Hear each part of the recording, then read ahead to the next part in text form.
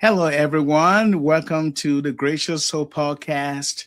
I'm your host, Alexander Red. Now, today's conversation is a conversation Liberia or even Liberians cannot avoid. You know why? Because it lives in our homes, our churches, our mosques, our marketplaces, and even in our elections. It shows up in how we speak about leadership, how we define justice, and how we argue about corruption, and how we pray when a nation feels heavy.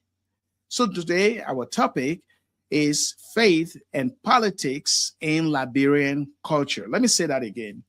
Our topic today is faith and politics in Liberian culture. Now, for many Liberians, faith is not a weekend habit, it is identity, it is a language, it is survival. But politics is not also just about government business. Politics shapes roads, hospitals, schools, wages, public safety, and the dignity of the poor and the hope of the next generation. So here is a question we are brave enough to ask you today. When faith and politics meet in Liberia, do they produce healing or heat? Do they strengthen accountability or protect the powerful? Do they lift the common good or intensify division? My guest today is Mounir Keshen, and we are going to talk honestly and hopefully about the intersections of faith and public life. Not to score political points or any points, okay, but to seek wisdom, not to crown personalities, but to elevate principles, and not to use God's name as a political tool, but to ask what selfless service looks like when leaders truly fear God and love people. So now we'd like to welcome our special guest on this podcast. Welcome, Mounir, and this is the How Gracious Soul Podcast. I'm glad yeah. that you are here today.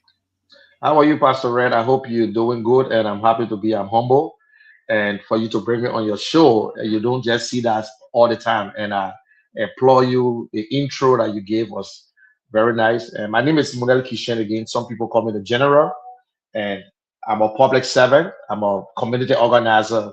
So as we go in, we speak directly from the heart. Is something that everybody must understand is live within us and we see it every day. So we must continue to speak to our people on that. Amen. Thank you. Thank you. Now, faith and politics in Liberian culture is what we'll be having conversation about today, and we want you to chime in, express yourself, make your voice heard. Uh, just down below, you see comment section.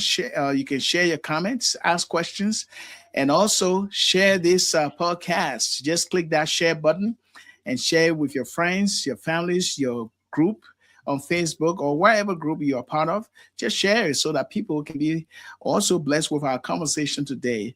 And Bonell, before we get deep here, tell our listeners, other things that you say you're community organizers, but there may be some other things that shape your interest in this particular topic. Can you share? Yes. And again, I want to say thanks to the audience and to you especially for bringing me on. And again, I always say I'm humble. Yeah, my name is Mounir Keshen, and I'm just one of these guys.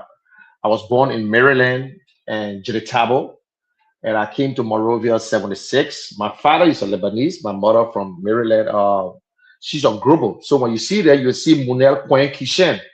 I Mhm. understand global and I speak a little bit and live in there. I spend most of the time with my mom. Used to sell bread in Loking. Then we moved to Loking Town. Just imagine a big boss selling in Loking Town, baking the bread. Went to Mhm. St. Mary, then went to Sierra Leone for school.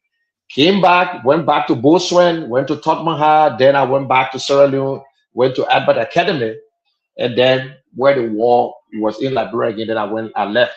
But when I came, I was one of these guys who from Liberia, I was TM for IE 98.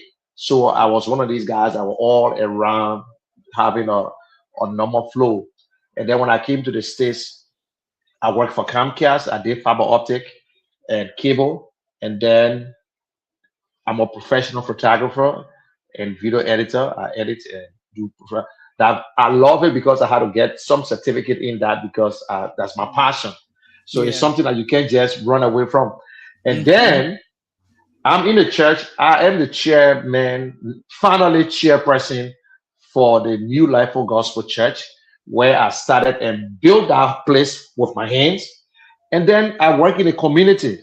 When I say community organizer, I was president 2 times for the Liberian Association in South Jersey, where I serve, and then president for the Old Timer, and then I'm a political commentator. So, and I love my country. So, things that worry me or worry Liberians, things that happen to Liberians worry me because I believe that I must give a helping hand. It don't have to be cash. Maybe my voice, somebody might hear it one day, somebody might say yes. Because what I live by my name and I respect it no matter what. I'm not a rich guy, but thank God that I have a beautiful family and God blessed me with the hands, and that is what I continue to use. And once I got a voice, I will continue to speak, whether people like it or not. I know some people will hear it. Yeah. Yes, and that's So how. that Go ahead. Go ahead. You want to complete? yeah. So I tell people sometimes people say, "Oh, they got a big fat resume and they try to." That don't bother me because I tell people at the end of the day, your degree is for you. You can never share it even with your children. But it's what comes from out of you is how I know if you're an educated man. Your action, the way you speak. So putting all that paper on the wall, it still means nothing because I've seen it before. I see a lot of PhDs holder who when they open their mouth, you ask where they went to school and you surprised. I say, I don't expect this. So education is yours only. If you're going to look for a job, you give your resume. But when it comes to political life, nobody want to know your resume. What comes from out of you is what we look at. Yeah. So I tell people, my personal life is my personal life. Your personal life is yours until you put it in public. Then we talk about it. Yeah. Indeed. And then for our listeners just joining us, like to say welcome. This is a Gracious Hope podcast. Also, I just want to name the spirit of this conversation. We are not here to attack tribes, parties, or personalities. We are here to pursue truth, integrity, and the common good of our country. That's what we'll be talking about here. So we will look at some terms that we have to define as Liberians and that we live with. And so when it comes to our country, and our countrymen, when Liberians say faith, that is the first question. When Liberians say faith, they might mean devotion, church, culture, moral values, or spiritual power. When Liberians say politics, they might mean public policy, elections, patronage, power, or survivor. Now, let's define what we mean so we are not arguing from different dictionaries as you write and listen and make comments. Okay, we are talking about Liberia's cultural reality. Now, we know Liberia is deeply religious when it comes to faith in public expression.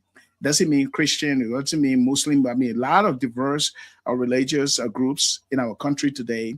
And we have leaders who often speak the language of faith. But the real question is, does our public faith translate into public ethics? That is a real question.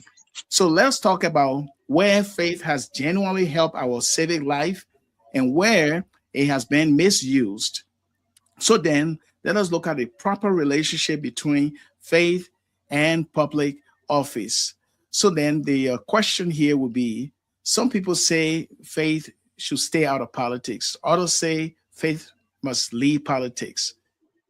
Maybe the wiser question is what? What role should faith play in forming our conscience, restraining corruption, or protecting our human dignity?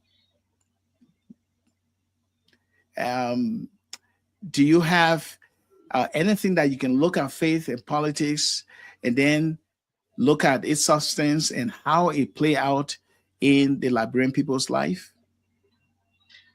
Can I come in? Yes, please. Yeah.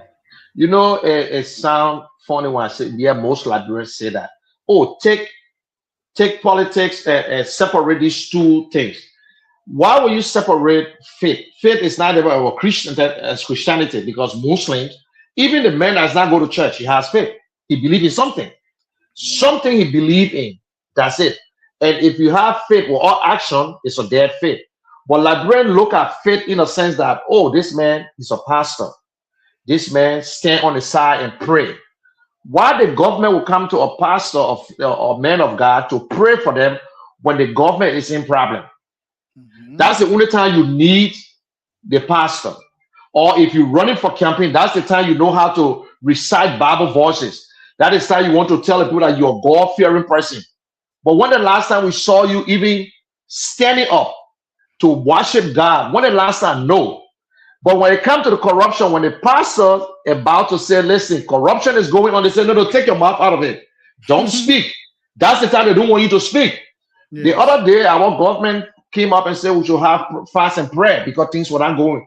Look, you cannot divide these two things. Faith and politics work together, and it helped the country because it shaped the lives of us. Forget about it. And if any good leader who is, they say, oh, God-fearing leader, listen, trust me, you will do the best. Because if you say you love Liberia, you must love the people who are Liberian. That is Mhm. why they elected you. But I see most of them during campaign time, man, they will give you all the best slogan. They will tell you how God changed their life, how they against gay and this. But when they get in there, they turn their backs. Then at the end of the day, they don't want you to speak against corruption. That is why corruption is going to the roof. Because even let's go on the other side. I'm not here to Mhm.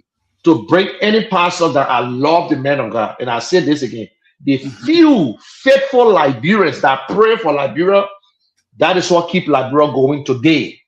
Now Mhm. we see today our pastors are in government. So if the pastor who's supposed to hold me or hold the government foot to the fire is working with the same government, then Mhm. who are we, the citizen? The pastor can tell me I committed sin. The pastor will preach and say, look, and you, Mr. Keshen, you are sinner, or you fornicating. But why can't you tell the government about corruption? Because you are in the pockets. Because I can't give it to you. And listen, it's all around the world. Yes. Even our own member, I've seen some pastor where if this member is a tithe paying member and he gave enough money, sometimes the pastor say, brother Keshen, I know things are not easy, but thank you for your tithe. Thank you for this. Mhm. But if you can't give that tithe, they will be behind you every day. Say, why you come to church yesterday? Why you not here? But just stay out and send the tithe and see what the pastor. I'm sorry, pastor, for saying that, but just stay home and send your tithe to that church every Sunday. That pastor and you will be the best. So let's go Mhm. back to politics. There is no Yes. way we can separate it.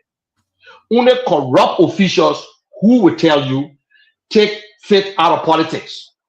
Go and preach the Bible. But then why if the Bible, the government have crisis, then you call the church. Yeah. Then you call the church. And some pastors, they try to close the church down.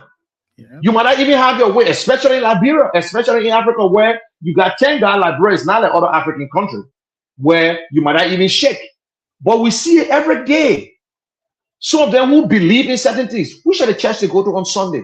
We see them every day in the club, on the beaches, their life they live, their family. They're not doing what they're supposed to do, what they're faith telling you. They're not even religious people. But Yeah. we use this as politics, looking for votes. Oh, I'm going to the mosque. I'm going to give 100 bag of rice. If I don't go, the Muslim will not vote for me. So I got to go and give them cow. I believe in all faith. I'm not here to judge anyone. Mhm. But Liberia is a country where everyone has the right to worship whatever they want to worship. Now, most people say, oh, Liberia is a Christian nation. Yes, because we're majority. But if you look at our constitution, it's almost like it's in a great United States. Yeah. If the man don't want to go to church, that's his right not to go to church. You can Mhm. force him. The Muslim man has the right to survive. But if you look at it, the Muslim are just what, 10 or 11%, and Christian are majority, and then coming down. That is why we believe that Liberia is a Christian nation. But are we doing the things that we're supposed to go? Are we doing it? No, we're not. Everywhere you pass, you see gathering, people preaching, hard time, everybody laying down. And at the end of the day, in that street, the pastor want to collect his money and go in a nice car and move about his business and don't care and say you live by faith, but you're not even telling them to work. Yeah. You're not telling them to find job, but you're telling them to come to church 24/7. They should fast and pray. And you working? Are they working? No. You got to tell them go and find a job. Pray and go. You fast and go and look for what you're looking for. But I tell you, I was in Liberia last year, and I was in Johnsonville by 10 o'clock in the morning. I hear this noise. I said, what's going to say? The church was on 10 o'clock in the morning.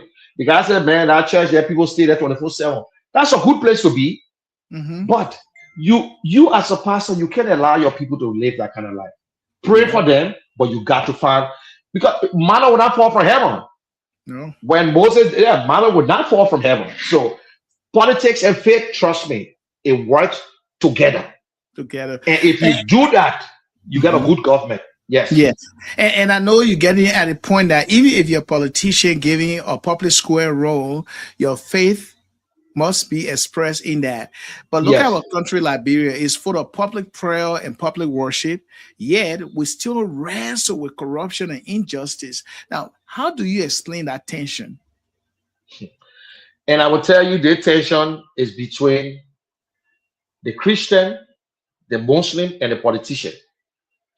For example, we go to a public gathering. You see on the program, they say, okay, we'll call the pastor to come and pray. And then later on, we'll call the Muslim to pray, to close it up. Because the politician don't want to fall into trouble. So he believes that I can use these two groups. We all have faith. We all pray to the one God. So it can be whosoever. If he chose for a Muslim to pray today, fine. But understand this, it's a secular state. Why we should pretend when you have majority, you use it. You use the majority. It's a fair game. But most of the politicians don't want to make any mistakes. They don't want to look bad to the Muslims. They don't want to look bad to the Christians. So they try their best. But when you look around, the way we worship God, I don't think we're supposed to have a problem in Liberia. We're not supposed to have any problem in Liberia. There should be no corruption. There should be everything that you must make sure that the citizens have the basic needs.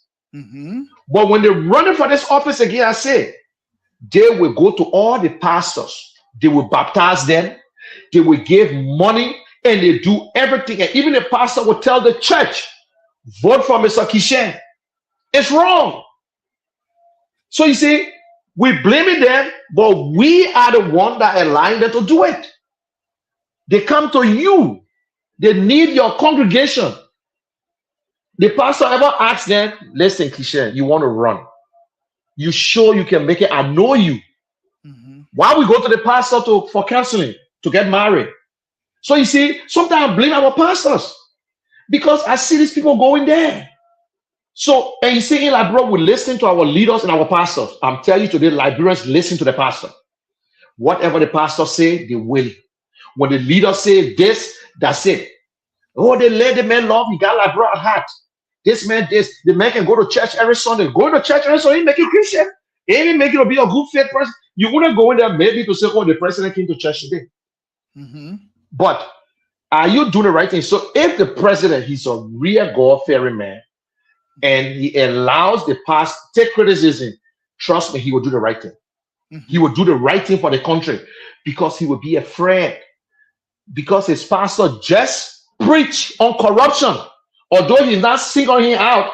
But those days, what is his name? Michael Francis and Peter, what is his name? George. When they see the president, Pastor, what is his name? From the Providence Baptist Church. When the president comes to that church to attend that church, that's when they preach the real sermon. And sometimes the president was so uncomfortable. They did it to President Weah at the Liberty Church. The guy spoke, and when they left from there, they started attacking him. And I never heard him speaking again. He never spoke again to say, let me stand on the topic. So you see, the government, the politician playing the role, the pastors, the imam, they all want to take something. They want to see who the superior is, who's the head, who's is this. Oh, we need our holidays. We need this. Can Holiday put food on my table? No. All the prayers that we do in the place, it ever changed nothing? No. Nothing. So then, Nothing. if we realize that, like, realize that kind of a tension and contradiction between what people say they believe in Christ or they believe in Allah, and then they give them public office, and you see that the contradiction. So then the question is it a discipleship problem? That is, a disciple is a learner, who learns and will learn all of those virtues. Is it a problem, or is it a leadership problem, or is it a cultural problem? Listen, it's culture now. No, in fact, it's not even that. I can say culture because in a country where your role models are all super crooks, you expect now. If you look at the new churches that are coming up, by the time you allow one, because they have all the young people are very good talkative. By the time they stand on that pulpit and preach one time and say, "Wow, Mr. Keshen can preach," I'm going to open mine. Then I am the signatory to the account. My wife is the treasurer. My daughter, then the church is mine. And then I start the whole thing. Now I'm in charge. The next thing I'm striking deal with government, and government doing this. Oh, don't worry, Mr. Keshen, I will pray for you. And the prayer is got to pay to get that prayer. Now the congregation follow them. They got this young pastor that got 20,000 members in his church. And you look at him, and even you see that some days you actually say, "Wow, is this guy dealing?" It's not like the pastors yesterday. Look, I don't have to go to church to believe, to be a believer. I don't have to. Your life, if I see a pastor, the way a pastor will carry himself, I can be a believer. I can say, yes, there's something in there. So this will say culture, but I don't think it's culture. We're just trying to destroy everything that our forefathers did, that we criticize, and we are now in charge and doing worse. We saw them yesterday standing up to government, but now you're in charge. Are you standing up to government on corruption? Are you really defending your congregation that, listen, I know my congregation barely can make it. They work, but they don't take pay. They have the children don't go to school. Who responsible to build a school? Not the church, the pastor. It's not about, you tell the president, you tell the government, listen, you guys are doing this. Have a conversation. But look at it. Look at the council of churches. Look at the faith-based, our faith community in Liberia. Look at them. Every one of them are friends to politicians. So if you're friends to politicians, and once you eat that money, you can't go back. So we got a long way to go. Few keeping us going. The few pastors, you got to stand up. No matter what happens, whether they don't like you, you must speak the truth. And that is how our country will be saved. But for now, whether it's culture or whether it's just something that's what the children see right now. That's what they see, and that's what going back. And every politician going the same thing, following the same thing. So if you try to say, I'm not going to a pastor church to campaign, you won't read it because you're not going to win. Okay, you see, you got to go and give him that 5,000, that 10,000, so he will talk to the congregation. And I won't call the name. Some of them tell us, my brother contested 2018. He said, Mounir, I got a whole big church. Yeah, your brother come. I said, oh, to come to service. He told me plain blank. He said, listen, when you come in, just come with something. I said, like, what, 5,000? He said, no, if that liberty, at least something over 100,000, he come with it. I'm telling you. And that's the fact. They will baptize you. They take off your shoes and put oil on your feet. Okay, thank God. But then at the end of the day, what do you have for us? They're telling you the real truth. If you don't give it, they give the congregation another person. And it says it's not guaranteed. So that thing, whether it's culture or not, I still don't want to be the real culture. Even look at it, I will put it, traditional leaders. They're fighting too. So everybody holding and pulling. Or traditional leader telling you, say, I'm the man. And they already talk side. You're supposed to be the advisor, like Tamba Taylor, like the older people who those days don't care about which party you in. The president go to you and say, my son, what you say, they give you advice. But this time, no, they all took side. So then we could also say, because we have a culture problem of corruption, right? And we know that Samuel Doe and his fellow soldiers, they were able to overthrow President William Tubman, and then they decided rampant corruption as a problem. But since then, they wanted to get rid of that kind of culture of corruption and the one-party system. And here we spiral all the way down now, and we're still talking about corruption. And then we ask ourselves, if the entire population is full of people who profess to be Christians, they should do better, but we don't see that manifested in our leadership. So then we have leadership problem. We have discipleship problem in a sense that they're learning the word of God, they're hearing it, but they are not doing it. And so we live in a culture that it is about me, it is about what I want, my interest, and not necessarily the entire population. So then there's a tension between my faith, what I profess, and also what I do in public. Now, what do you think has been normalized that should not be normal in our country today? One of the things that is normal in Liberia today, and I don't know why, is the one they call corruption. Mm-hmm. Now, you said something. We overthrew the two-way party government. Mm-hmm. We saw the difference. We saw country and we saw Congo. It was clear. Mm-hmm. After 133 years, we had a military government. Mm-hmm. And why these people were executed? They were not executed because they said they did something bad. They executed them because of what? Rampant corruption. That was the number one thing. They stole the money. They did this. And guess what? You see, look, God is patient with us. Mm-hmm. We saw Liberian. Okay, President Talbot was a pastor. He had his own trouble. He said, let us bear patient. Liberians are my precious juror. But one thing we lack to is patience. And we said, no, we lack patience. We ain't got patience for nothing. We said, no, they came and overthrew. We saw Liberians. We were small, but we saw Liberians in the street. Mm-hmm. Country woman born soldier, Congo woman born rogue. What we did, we executed 13 Liberians. That 13 family right there we destroy. We started in less than 5 years. What we fought against, what we did, the only thing that changed was we came to multi-party. We had a new constitution, but corruption was at the height. Mm-hmm. And we started it. Some people say President Tubman stole $40 million in 27 years. But don't you know that we got people that stole over $100 million in Liberia in less than 6 years? Wow. Tubman in 27 years built houses. We got politicians in Liberia who built more houses than President Tubman just in 6 years. These are things that we fought against. Now, our children looking at us. It is going to change. They're watching us. We are the role models. They saw us yesterday when they gave us job to the Freeport, and we coming home now with plastic bags. Mm-hmm. We in a tinted car.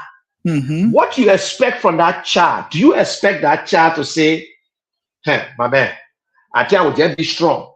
Poverty is a disease. Mm-hmm. It's a disease. Even the pastors who went to church, who went to school, got a PhD, they open church. What come to their mind? How many members do I have? If they give dollar, I know I will be rich. I will speak, I will preach from the Bible, and I will tell them whatsoever they need to sow seed and need to do this. And at the end of the day, they forget about all the things they're supposed to do as a pastor to hold that government responsible, to stand by your congregation and say, my children are not going to school, my members are not working, there is no job. We have prayed. You can pray from now to judgment day. There's no job. You will never work, and that fool will not fall from heaven. There's no job. Everybody want the government job because to know what they can get. Even the pastors now are praying for government jobs. Mm-hmm. Let the president call me and just put me on the board. I know someone who say, hey, Mr. President, just put me on the board. That's all. That's all I want from you. I myself was campaigning for you too. So you see, it is a bad thing in our society. I don't know when they're going to change. Let me be honest with you. Yeah. I don't know if it will change because who doing it now? Are the young people who were born in 1960 and 70s, who in the 2000? And our population is so young now. How they going to change? I saw my friend now. He got a tinted car. He built one big house, and I'm still here. I pray to God to get government job too. Mm-hmm. You see, so everybody want to be. So it's not about what I'm going to do. It's not about serving anymore. It's about my pocket. That if I leave, and you see them building the houses because they learn it. They say the old people store the money, they never build nothing. So now they build it. So when they fire them, they get a house, they get a business to Mm-hmm. survive. So it's not about serving anymore. It's about what I can get, me, myself, and I, my family, or it's time to harvest, that my time to chop. Mm-hmm. That my time to chop. And it's wrong. So at the end of the day, are we going to go forward? I don't know if I will live to see it. Someday I ask myself, I don't think so. Mm-hmm. Because the same people yesterday who destroy the liberators are now the oppressor. You see how Mm-hmm. it changed? The people who liberated us today, they are the one looking at us and say, you're too lazy. But you promised them, you gave them all the sweet talk that in this time I will do this, I will create job. But you have not created anything. You have not changed one life. You only changed your surrounding life. Oh, because Mr. Keshen got big mouth, you gave him job, and I said, and I steal my own and sit down, and then I look at the next person. It's wrong.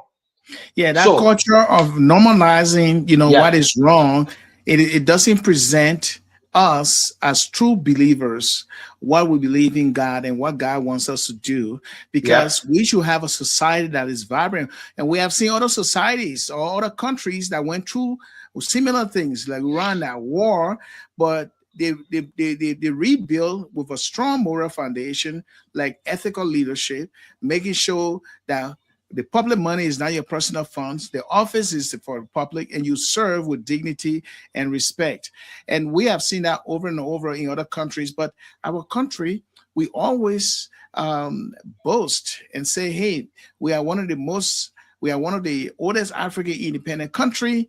We brought about freedom to be free, glorious land of yeah, liberty, and we see the contradictions going on here. But I also believe that you can be a pastor and you can still have a politician as a friend, especially when he comes to your church. yeah, But when it comes to speaking the truth, you must call a spade, right? yeah, Yes. yeah, Yes, we must call yeah. a spade. Now, we'll take a short break. We'll be right back. And our special guest here is Mr. Mounir Keshen, a community organizer, an advocate, and he has a wealth of knowledge regarding faith and politics, and he understands the dynamics of our political landscape in our country. When we come back, we'll ask him his view about what is the healthiest role faith should play in politics and public office. We'll be right back. Don't go away. This is the Gracious Hope live podcast. We'll be right back.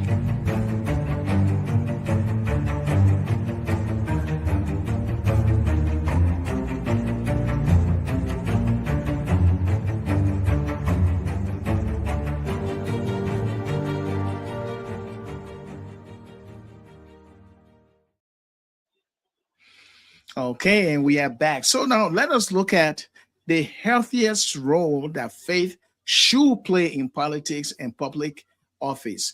If you're a politician or if you have the desire or aspire, like someone who would listen to you right now could be a young person in school learning about politics, learning about different things, and they want to serve and they are eager to serve and they have seen all of the issues or problems our country face, but they want to walk a role that will express their faith to learn how to take care of public funds and spend it the right way and build our country. Why will you tell people like that who are listening to you right now, what is the role of that person's faith and how it should be played in politics and public office? Yes. And to everyone, especially the leaders, pastors, and imam, like if you're a pastor, what you really need to do for the leader is to guide them through humanity, through services. That listen, this is what you need to do for the people. And as a leader, and you say you're a faith person, unless you don't go to church, you're not a Muslim, you are anything, then stop pretending. But at the same time, because of your faith, what what what gave you, what motivated you to serve? Because you want to change lives. The Constitution is there. Although you don't go to church, but the Constitution is there. You dare to serve the people. You are the leader, but you're not a king. The people has the final say. So even if you don't go to church, in our own life, we gotta tell people 3 characteristics that I look at when it comes to leadership, and you will never fail when you do that. The first thing is honesty. Honesty, not perfection. An honest man will not steal. Even if he steals, he will realize it and correct it. He will not undermine. He will not kill. He will not suppress. He will not do things. If he finds your money, he will say, oh no, I got to take it back because of honesty. Integrity. Okay, the honesty will might not be able to see it. Just say, I'm honest, I'm honest. But integrity, how you live. You respect your name. The first thing you think about your family. This thing I'm doing, if I go tomorrow, will it affect my kids? And empathy. Because if you don't have that empathy, how do you know a man that in a wheelchair, how he feels? How do you know that a father cannot support his family because you don't have that empathy? Or you know you got everything to yourself. And you were just there yesterday and you forgot. But you say you go to church every day. So the pastors now got to do it both ways. Encourage the people to work. Tell the government, say, this is what we need to do. If you don't want to call them up publicly, you need to have conversation with the president. The president respect you and say, Mr. President, this is what's going on. You don't have to go on your pulpit every time. So now some pastors use the pulpit, say that the only time I give my message. Since the president don't want to listen to me, I will go there and give the message. And some pastors, because that's not the president, then they criticize the president too. But if you show, I believe every pastor must meet the president or meet their leaders one-on-one and say, this is what. The same way the pastor can meet husband and wife when they're getting married. And they have a closed door meeting and say, listen, this is what you need to do. And you cheated on your wife and don't do this. Do the same thing to the leaders. Not because you're a pastor but you're sedition. You're a pastor but you support Mr. Cummings. You're a pastor, you support Mr. Bwaka. So you stay with Mr. Bwaka and pray that God should kill the other person, that everybody who against Mr. who voted against Mr. Bwaka, God will never bless you. So tell me, I listen to it on Facebook. I listen to pastor preaching and standing up with the candidate. Are we going to change right now? No. Everybody are taking side because of what you can get at the time. So you see, pastors, we need to go right back. What the Bible says, you are the servant. You almost like a special assistant to God as we become a believer. So I come to you to tell me something. I'm not saying you should give me money, but maybe you give me more wisdom. And I tell people the best place to get wisdom from, go in the Bible. Read the Bible. If you believe it or not, just read what is in the Bible. You will never be the same. So your role, play your role and let the government play their role. But at the same time, you can never separate faith from politics. Now, a pastor can be a president. A pastor can be a president. But for example, we have President Talbot. He was a Baptist pastor. I watched a video where he admitting that he got concubines, he got wife, and he got other girlfriends. And what the Bible say about that? That fornication, adultery, we see them doing it. We see them taking lives because somebody criticized them. We see them putting people in jail. But you call yourself a man of God. Nobody's saying that you should be vulnerable, that when someone trying to kill you and you can arrest them, you can do whatsoever. But we see once they get into power, everything changes. Everything, their hands are in blood, or they got to go to church, then they go to the pulpit to pray for them. So how God going to bless our country? We wonder. They are Christians too. The president went and closed most of the churches down. He said, because people are blaspheming. You got to work. And Bill Gates, he's a Christian. He pray and he go and do his stuff. Elon Musk, all these people believe in God. But they don't just pray and sit. They pray and move forward. But we're not teaching our people. All we know, we must sow seed. We must sow seed. And you going as far. All our pastors, I'm not calling no names, not all, but they publicly go to officials and they may come to your church and sow a seed of $10,000. Mhm.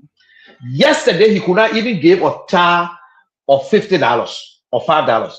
But he entered your church and you having fundraiser. You having 3 different fundraisers. Yes, the people do in America. The pastors do the same thing. They got all the benefits. But we're talking about poor nation like Liberia.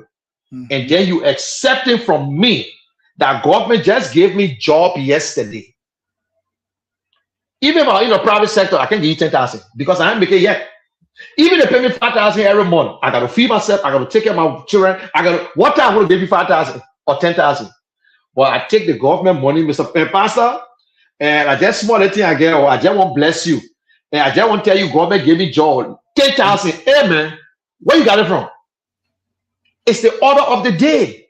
Yeah. Liberians, I don't know if you follow our history, Pastor. I'm telling you, we're from different places.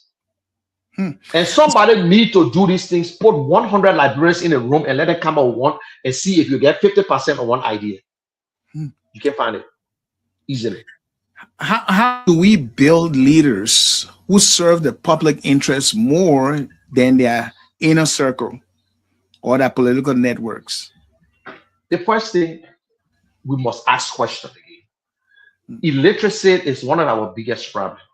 Mm-hmm. Our people have not traveled. The little bit, the people who went out, they're supposed to understand, learn, and come back to the country and teach the other ones. But instead, when we enter Liberia, once that plane land over Liberia, everything that we ever learned in the other country is gone. I know. Reverend, I went to Liberia, I saw Minnesota plate, I saw North Carolina plate. Liberians driving it in Liberia with no insurance. Oh. And see Liberians arguing with police officers and they even get license. You can't do that in America. Every successful government or even in your personal life, discipline is number one. Mm-hmm. If you don't discipline your children, you're done. Yeah. Because that's where leadership starts from your home. Yeah. And if we want to play the devil advocate and say, look at our leaders and see how many of them really have a home. When I say a home, that they live in a place with their wives and their children before getting into politics. They get into politics because they saw you yesterday. They say, oh, now $15,000 for representative or 10,000, they get into it. Even Liberians in your normal thing, because they see some pastors, they say, I want to be a pastor because I will control my money. They don't know why you're there. We see people with Mercedes Benz. We think it's easy. We want to get you. Do you know what he went through to get a Mercedes Benz? No. So we need to ask the question. If anybody come to you or even a pastor and say, your congregation, I want to contest. You want contest? You know the situation. Tell me about yourself first. Mm-hmm. What are your plans? Listen, I know you too good because the pastor is supposed to know you. Your community is supposed to know you. We know you. Your temper, you don't have a patience. We see you quick to insult people. You don't even have nothing for yourself. What are you really going to do? So we need to ask the question. My friend, you want wrong. So how are you going to fix the education problem? Mm-hmm. How are you going to fight corruption? Let me ask you. Because the place you are, I see you living in one little bedroom. You think if you go into that Senate and they give you $10,000 to sign that bill, you think you'll refuse it? Oh, yes, I will refuse it and lie. Because other people that are looking at your life, you even refuse the $50 the other day in a year. The people say you ate the money. And there's always lucky to win because they are good talkative. But because our people are illiterate, their education killing us, so they listen to whatever they say. You give them a rice, you go in the community, they tell you, oh, we don't have a well. Oh, we don't have public latrine. Even if you want to act nice and say about humanitarian, I will build it. And even if you contest, they vote against you. They bring back the same people who suppress them. Because that guy know how to talk. Yes. He know how to talk. So we need to speak out. Reverend, this is not, it will not be, we might not live to see it. Yeah. But for the young people we got, the innovation, the ideas now is totally different. But who's going to control them? Yeah. We need somebody to say, listen to me. Nobody going to drink at the age if you're 21. Whether we lose the business that we lose, but we stand up and nobody. Nobody want to drive any car on the opposite lane. You can be who? Government official. You will not do it because people are dying. I don't care. My brother, and you go against the law. We put it. Look at it. The same Rwanda. He don't have a brother and sister, but he had a best friend, and you can check it out. He told his friend, "Do not get into anything that will embarrass me." And he went to the court sentenced him for 20 years. That guy was born in Rwanda. In Uganda. He even joined the Ugandan army. But he put his best friend that everybody thought that his brother for 20 years in jail for corruption, not to steal from government, from stealing. Today I got a friend who going to school in Rwanda. Everything is there. When you compare these people's life and our life, we need to start comparing with these people, not to compare with you and myself. Oh, Mr. Keshen was there. He didn't do nothing. Yeah, he stole father, but I don't take that at all. Yeah. Roll. Who they in Liberia? People say we can minimize corruption. No, nobody tell me to minimize corruption. So you're telling me I must steal small, don't steal plenty. No. Yeah. The law is we must stop corruption. And how do you stop it? That if you steal, we will jail you. If you do this, we will prosecute. So it's up to you. If we catch you, the law is the law. Don't go against the law. Yes. And at the top, yeah. And I know our justice system is fragile in a way that is not strong to actually hold our leaders or most of our leaders to account. They may have the formality going to court here and there, but at the end of the day, nothing. For example, I will give this example where they arrested a group of people who were responsible for bringing almost over $1 million of cocaine in the country, right? Yes. And the case was in court, but it turns out that they were free, and in fact, they told the government to restitute those people, I think $100,000, give it to them, and also the substance that is seized disappear, and the people disappear. And so we look at our justice system is weak in a way, and we pray that it becomes, it rises up to a justice system that we all can believe in, with people who have integrity to dispense justice in the right way. Now, someone who is listening to you right now may ask this question. They may ask the what question and the how question. What if they were to ask you, what should a leader do when their supporters demand payback? Or how can a leader who understands that, yes, his faith, those compassion, virtue for the common good, be fair to people, handle people resources with dignity, and making sure that it reaches out to the people when it comes to roads, when it comes to everything. Someone who wants to put their faith in action, how can such person handle the pressure to reward his supporters, to protect his allies, and punish opponents? Now, you see, it's a tradition in Liberia. That's how they've been doing it. And if you even try to change it, it's a problem right there. Now, leader, no matter what happened, if you speak and you're consistent, telling them, don't lie. Liberia is a small little country. And I will say this, and I owe no apology to anyone. That is why I decided to support. I'm sorry, Ellis Cummings. I don't know him from nowhere. I don't know him from other street camp. If I were to support friends, I will stick with Weir because that's somebody who I know like my ABC. But Liberia first. All our politicians, you see, our biggest friend, bro, what we write on paper, we don't honor it. And I believe any politician, start writing what you want to do. Don't just go and start speaking off the head because you see, oh, there will be no child selling 10 o'clock, but you write it down.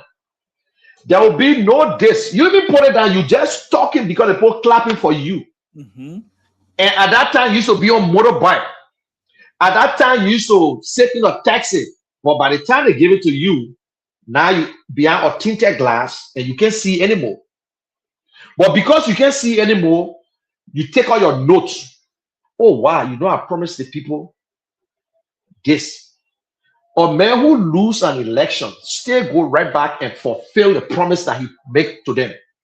That's what took me off to this guy, Alex. I said, what? You lose the election and you go for the poll latrine? I promise, because I don't promise, but when I promise, I should fulfill my promise. It's not for my friend and myself. You got to make sure the children go back to school. You got to make sure that government jobs. So you tell your people that you supporting me. Government only got 3,000 jobs. It will be given to qualified people. But we'll make sure we get private sectors, will invest into them, will encourage them to protect them so they will come and create more jobs. And everybody here will get a job. Some people already know the job they're going to get. And even under Mr. Cummings, sometimes I joke them. I say, look at some of you guys here, your thing, but thank God he promised nobody. Because when you start promising, that is where, because you just want to win. You just want to win. And we don't respect what we got on paper. The thing is clear. We got the money, but let me tell you today, they're not a leadership problem. We don't have a leadership problem. Let me tell you. Accountability, transparency, intact, that's the problem we have. It's not they are not leaders. Leadership is no problem in Liberia. But that guy that you gave the job to, is he honest? He bringing all his friends, the people who gave him money yesterday, he bringing them in to give them job. Their fiancé, their girlfriend, their brother, their sister, they giving everybody job. At the end of the day, you fail. Because you know what? Even if you gave your personal friend a job, he mess you up. Because I'm my friend, what will do? I'm my friend, you can't do nothing to me. That my brother, what do you do to me? So good leaders will look at that paper. Yes, people will recommend, oh, I know Pastor Ray, I know this person. Yes, that's true. But if somebody recommend you to him, Pastor Ray is going there to do that job, he afraid. He said, I got to do that job accordingly because I don't know that man. So he appointed me based on my qualification. They're not voting for you anymore. They vote for you, whether you get 10,000 degree. If they don't like you, that's it. But they want your ideas. Now, the professionals come in. And we see it in America. And we leave from here and go right back there and support the same people. So our leaders must be bold. But in Liberia, say if you do it, they will not vote for you. No, we're not talking about telling them that if I'm president, we'll make sure we got schools. If I'm president, we'll make sure that we pay civil servant. Write it down. But don't go look at John Brown and say, my man, I will send you to the port of Monrovia. If you don't send that man to the port of Monrovia, do you expect that man to be happy?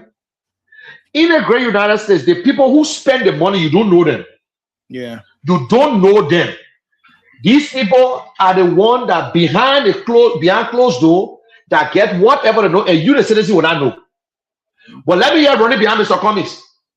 By the time Mr. Cummings win, a chief of staff, oh, that what you're behind him for? Let Mr. Cummings appoint me based on my qualification. Yeah. But the people who spend the money, who want to see certain things done, you don't know them, I don't know them. So it's a fair game. That one, I don't know them. But when you look around, you look at that job, you say, but how can they get to this job?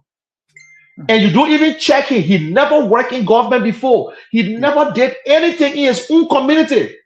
But he's doing a job that's supposed to benefit people. And then what you do, he bring your own friends too. He bring a family. And once that man can deliver to that leader, it's finished. But if the Liberian people prepare to look for good leaders, we got 105 Liberians that are in charge of 5.4 million people, 73 lawmakers, 30 representatives, including president and vice president that we voted for. These are the people that control our country, control our economy. Every one of them, the old ones are millionaires. They never had coffee shop before in their life. They never had businesses. Some of them had small, they place hand to mouth business. Today, they make millions. And we still praising them, we glorify them and bring other people down. The church go and baptize them. Where we're supposed to go and seek refuge for the pastor to say, yes, you I'm Mm-hmm. not saying come to church, but I want you to repent. I don't need that money. That money is not mine. It's a dirty money. I don't need it. That Okay. is why you see, Yeah, seriously, yeah, it's yeah, and I share your sentiment, frustration as well. And we want a vibrant system or transparent system that works for everybody. And so, if we look at those who are already in public office right now, why what does Liberia need the most right now from people of faith in public life? That's the first question.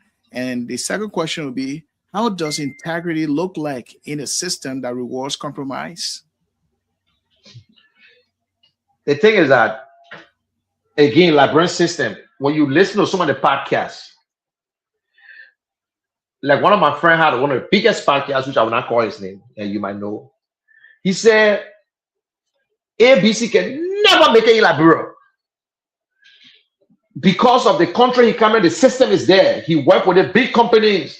He can do this, but in Liberia, the people are corrupt. He would never make it. It wouldn't need somebody who are corrupt to fix it. I said, wow. How can somebody who corrupt can fix a corrupt system? Maybe some people when they take more money in and they enough, then they want to fix the system. You think the next man going to look at you and say, "What is the after you not steal? You want to tell me I'm not steal?" They got some people when they talk about corruption, people are afraid. When they talk about fixing, they know that the person is saying the truth. So now we got to stand up. The good ones. We got three group of people in Liberia. They got people who just look, they don't do nothing, and say, "Let me see if the thing will happen." I know that country will never change. That some of us sitting, some people sitting down. Let you hear you fighting and still trying to have a show. What are they listening to you now? But are the right thing you're doing because you want things to be done. While other people sitting there, they will not move. They're on the fence. By the time you cross the river, they're behind you. But they were not behind you yesterday.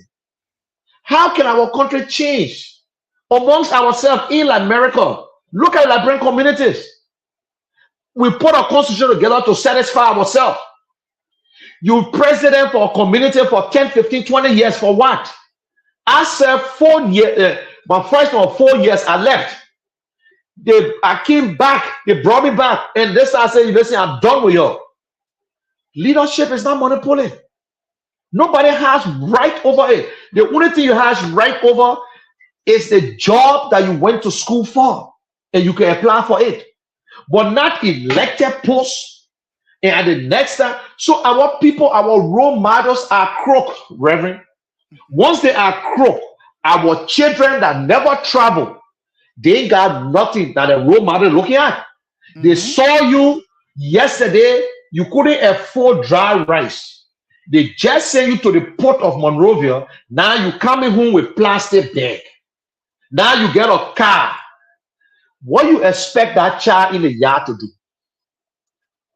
He won't work to the port. He won't work to the port. So it's based on the people that we're electing. Okay. You must stay firm. Stay firm and say, listen, John Brown, this is not right. I will either let you go. Leave your friends alone. If you're your own friend, your friend corrupt, your friend corrupt. Two ways to think, my brother. Yes. In a public life, you think with your head. In your personal life, in your home, you think with your heart. Because even if your wife is wrong, you won't cover her up small. You won't stand by your children. But in public life, if I think with my head, if Pastor Red misbehaved, I put the friendship aside and say, Reverend, the thing you did yesterday was not correct. That is how, why the rest should get vexed? No, you in public life, you should accept criticism. I should be able to criticize you because you're not seeing things I'm seeing anymore. Yes. I'm in a community. Now your eyes is your surrounding, your ears is your surrounding. You're not going to go down to Soniwe anymore because you're president. Who will leave from Soniwe to come to you and tell you? The people that are around you, they don't want to go and hang out whole day. Instead of they come and tell the president, say, Mr. President, you know you promised these people the other day. They're not telling the president because they don't want for the president to cut anything. They want nobody around our president, and the president don't know. So sometimes we blame the president, but we blame them for no reason because the people who work with the president, they are his eyes or her eyes and ears. Mr. President, you remember we went to the market. You said no child will sell around 10 o'clock. Mr. President, they stay in the street. Right there, the president will catch himself. So the surrounding of a leader sometimes make the leader is not the smartest. He's not the smartest. It's the people that surround it. You are a pastor, you preaching. If you don't have a good special assistant, you will burn out. You got to take your sermon. You got to make an appointment. Your special assistant there, they sort of make it easy for you. That's why I say president can either read, write, and make decision finish because your speech is written for you. Yeah, and that's why even in the church we have board of elders, those who can check on you to make sure you're accountable and transparent, so that you can function with integrity. Because we see our country today, we see parents who send their children to school, we see pastors, we see mentors, we see school teachers. They all participate in the electoral process. They have the voice to choose which leader to vote and not to vote for. But a question is, and we're about to close here, and if you're just joining us, we are talking about faith and politics in Latin culture. Now, let us drive this home. Now, how do we form citizens who love their country, who love truth more than their tribe and party to make our country better? That's why we need to bring civics back to the country. Civics, Civics, knowledge. We need to teach our children. Now, you ask a child in Liberia, some of them don't know how many branches of government. You ask our American kids, they in a second grade, third grade, they will tell you how many branches of government are there. That's why I will talk to you, I put a little thing together for kindergarten, just to talk about the government of Liberia, the executive, the legislatures, and to give it to primary schools free. But I got stuck on it because you got to spend money to do all these things. But all these things, we got to teach them, even the parents. The parents, we don't even know when our children come from school and when they go to school. We see parents in Liberia now trying to bribe teachers for the kids to pass. And also in Liberia, in fact, there's a boy who someone sent a video to us, 12 years old in the 12th grade. Cannot afford wire fee and asking for help. His mom not working, his dad not working. That video is all on social media. The ordinary Liberians who want to help him right now, the politicians and whosoever, none of them brave enough to say, oh, I saw this video. Let's do this. I can help you. I don't need, but before they even do it, they will let the whole world know that they're giving you something. They would never do it behind closed door. And that is the way they don't respect human dignity. All they know, when I give you $5, everybody must know. You know what I'm saying? So our leaders, I don't know. And the corrupt ones are very smart. They are good talkative. They know how to manipulate people. They know how to tell what to tell you. But because poverty, I can't feed my children. Papa, I will give a bag of bread. Make sure the children, everybody will vote for me. Then the papa can't say, "Oh, vote for him." And at the end of the day, you won't vote, but you got no choice. You got no choice. So it gave good people hard time now to even convince you go to Liberia. All the thing talking, some people might make a comment on your show that don't mind him. All that thing he doing, when they call him just now, he done. He will accept it. Yes. Because you know why? There were other reverend who went to Liberia into humanitarian work. They are represented to do it, and they show their true colors. It's a public figure, Reverend Elliot, from District 6. He built clinic. He built this. He built that. Just so found out he ran. The same people voted for him say, hey, the man corrupt. They may say, you must bring one chicken, you must bring two chicken, or female and male to go to school again. You must bring chicken, all these things. So you see, so people like that destroy you. And other good politicians who spoke the truth when they got there, They change. So the Yes, good people to improvement. You see? I agree. I agree. And I mean, you spoke with courage and clarity, Mounir, and I believe all of the nuggets of wisdom that you share here will be an encouragement to Liberians who like to participate and take into account how to express their faith, because Liberia does not need only louder religion or louder politics. Liberia needs clean conscience, brave service, and leadership that test or treat public office as a place of sacred trust. Yeah. So if people begin to see it that way, it will be very, very great. Now, if you are listening or watching right now, and if you enjoyed this episode, don't forget to share with someone who cares about Liberia's future. And let's keep the conversation going away with decency, not with insult, but with wisdom and hope. And so, if he's joining us, just share this link right now. And for your final word, Manel, what would you like to share finally before we depart from here today? Well, to all Liberians who look at themselves tomorrow that they want to get into leadership, it is your right to do so. But always make sure you have a clear purpose. Why you want to serve. It's about making the money, or you want to serve the people. You want to be a leader, or you want to be a ruler. Don't allow a loyalty to oversee your integrity. So all you need to do is to have a clear vision. Talk to people. Say, I want to serve because maybe a lack of education. I want to go into that house. Don't give long. Find something that you know, this is what I'm going to work on. The justice system is not too good, and that is what I want to be changed. There is no job I want to go in to fight for my people to make sure we get a job. Don't tell me, oh, when I get there, I will the education, agriculture, water and sanitation. Why are you giving yourself hard time? Stick to something that you're Yes. going to do. That is Mhm. why I will leave this. I will leave this with most of it. There's this quote: whatever you do for yourself will die with you. It's yours. When you die, you die. Your education is fine. But whatever you will do for others, and the world will remain as immortal. So please remember this. You got children, you have brothers, you have sisters, you have leaders that you associate yourself with. Anything you're doing, think about them. That if you know where today or tomorrow, they say, oh, but Pastor Red was supporting Mr. Keshen, or Mr. Keshen now still they put money. Now Pastor Red can walk in the street again. Yeah. So anything we do, please take this thing today. 3 characteristics: your honesty, integrity, and empathy.